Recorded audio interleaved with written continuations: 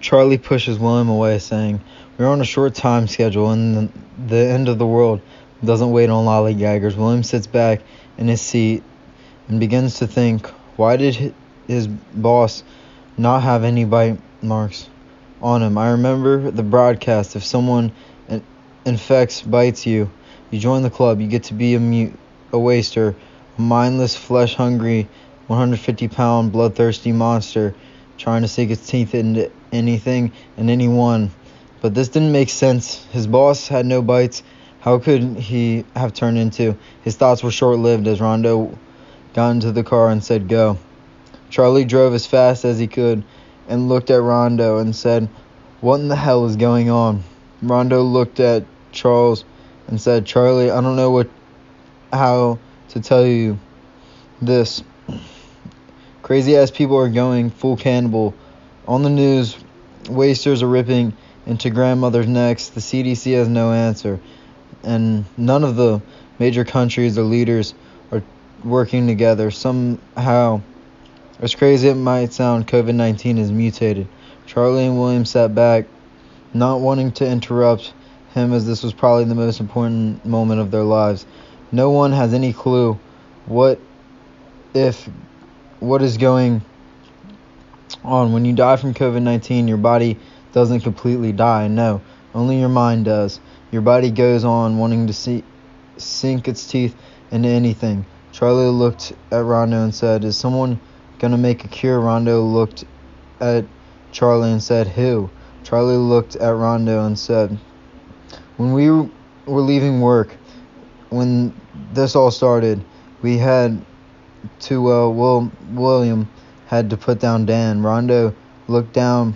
He had worked for Dan in the past, but had gotten fired for playing a prank on him by throwing a firecracker into his office. William leaned forward from the back of the car and said, "Whenever you two finish sucking each other's dicks, can we get back to what's really important?" Charles looked at William in the mirror.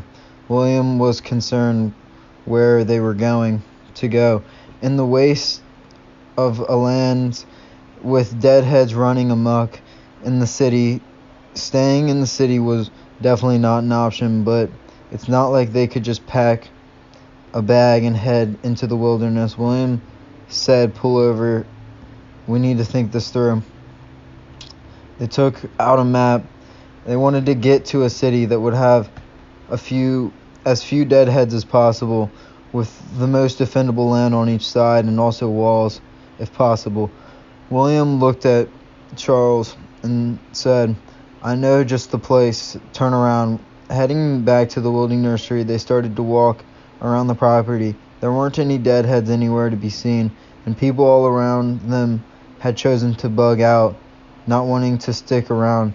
William and Charlie saw something different. They saw 18 acres of farmland with woods on one side to provide a sort of cover, as well as a fenced-in perimeter, and could be fenced in more with a little bit of work. And while it was not the Great Wall of China, it would keep the foxes out of the hen house for certain. The three looked at each other and said, "All right, let's get to work." Using cars abandoned by neighbors, they put them at the end of the cul-de-sac of the street to act as a deterrent for any dead or alive. At the end of the day, the three had a campfire and did what they did most times they were together, pre-apocalypse, and rolled up a blunt. William grabbed a pack of blue games, said, "All right, I'll roll up." Rondo laughed and took the Rello from him and looked around. "Anyone got a flat surface?" William looked at Rondo and said, "Here, take this. Matter of fact, you can keep it. I won't be needing this anymore." He handed Rondo his phone, and Rondo chuckled. "Yeah, pretty sure there's no more need for these anymore."